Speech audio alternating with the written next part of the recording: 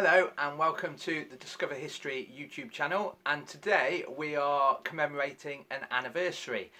As we said when we started doing the YouTube channel, and even when we started doing Facebook, Twitter and Instagram, we like to try and mix things up. So do a few craft sessions, let you know what we're up to, mystery objects, all sorts of things really. And today we're going to cover the anniversary that took place 80 years ago. So 80 years ago today, Britain formed what became known as the Local Defence Volunteers, the LDV. So we're talking really about World War II. And what you have to remember is 80 years ago, at this very moment in time, Worcester, specifically Worcester, had 3 units out in France as part of the BEF, France and Belgium that is, as part of the BEF. One was the 53rd Anti-Tank Regiment, Royal Artillery, which were basically the old Worcestershire Yeomanry. So they were out in the BEF, so they were out in France and Belgium.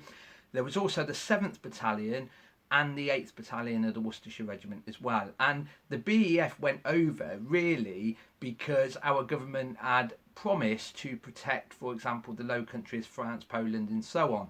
And famously on the 3rd of September 1939, war broke out, and by 1940, by 80 years ago, the German Blitzkrieg, as it was later known, was sweeping through those areas. So Worcester or Worcestershire soldiers were involved in that fight. Now back at home on the little island of Britain, we were starting to think, well, if the German Blitzkrieg has passed through the Low Countries unbelievably fast and maybe France will fall, we're an island, we are likely to be invaded next. So interestingly, our government produced all sorts of literature and prepared for invasion.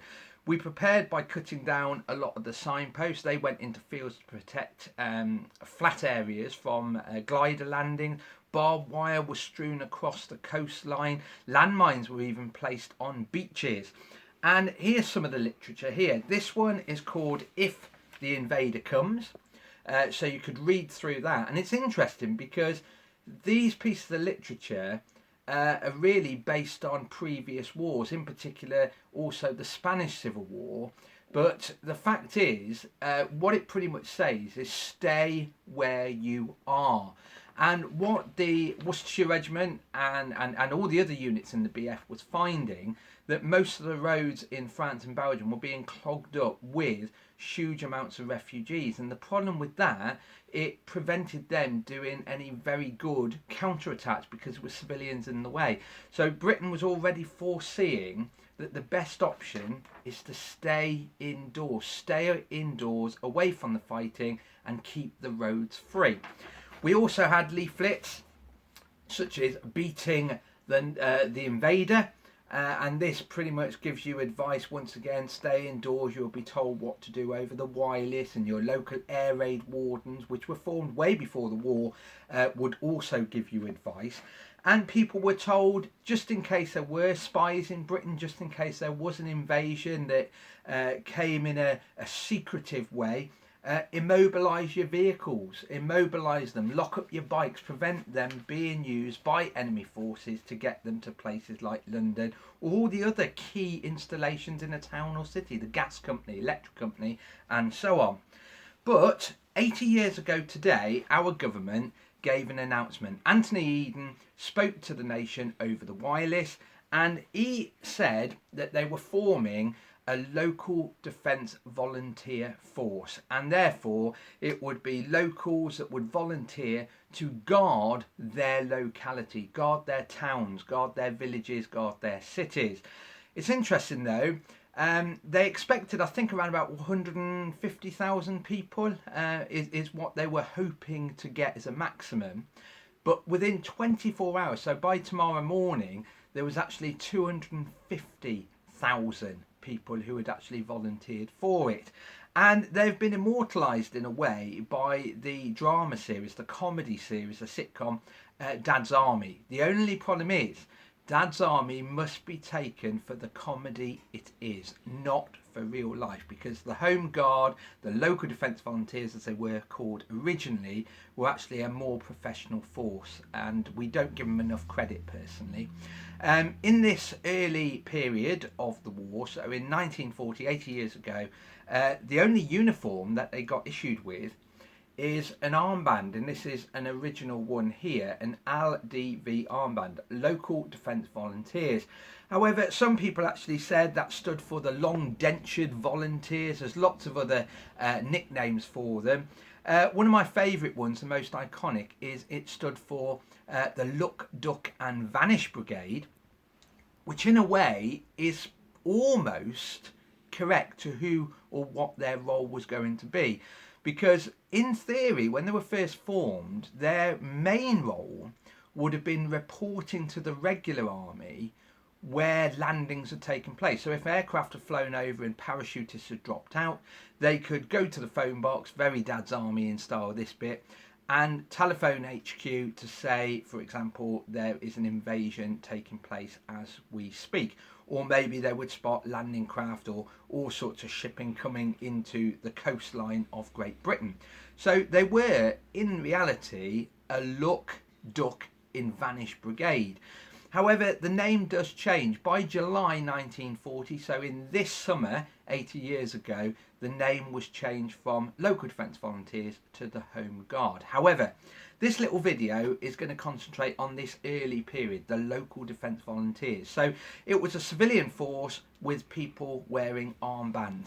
And the interesting thing is, this force was made up really of three types of people.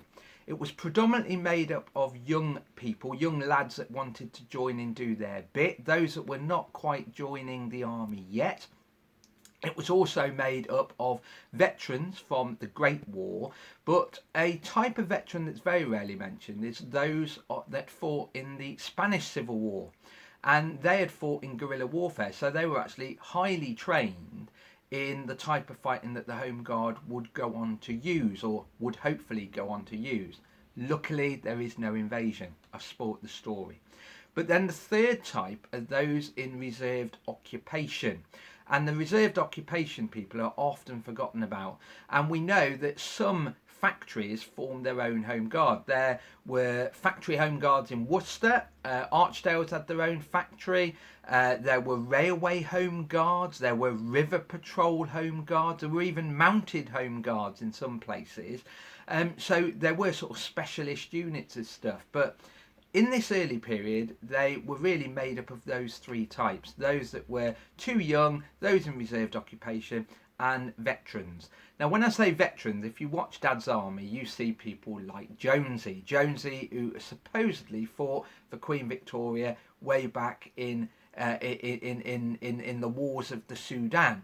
Funny, interesting fact, there were very few that were old and, shall we say, too old to actually even get out of a chair. If you look at a lot of the photographs show relatively young or middle-aged men, believe it or not. So the old idea of there were being really old veterans in the Home Guard and the Local Defence Volunteers is a bit of a myth, really. If you can't get out of your chair, you can't make your own food, you can't run a little bit down a street, there is literally no need for you to be in the Home Guard. But the Home Guard were trained, they were given lectures on a regular basis. There was even a battle school that opened up in Osterley Park later on. And they would have been taught to look out for German invading aircraft. For example, this Junkers 52 parachute aircraft it was predominantly used for. They were also taught how, especially after Dunkirk, how the German attack takes place. So this shows a typical attack using aircraft, artillery, fast-moving vehicles, even horses. The Germans did use a lot of those in the early days of the war. So it shows you what to prepare for, what the attack is going to be like. But like I said, in the early days, they were technically meant to be looking, ducking and vanishing, which is one of the reasons why I always say the look, duck and vanish nickname is actually pretty true. They were going to be reporting on enemy movements, but eventually it was obvious that they were going to have to tackle the Germans. They were probably going to be the first ones to see the Germans on British soil, so they had to be equipped with weaponry.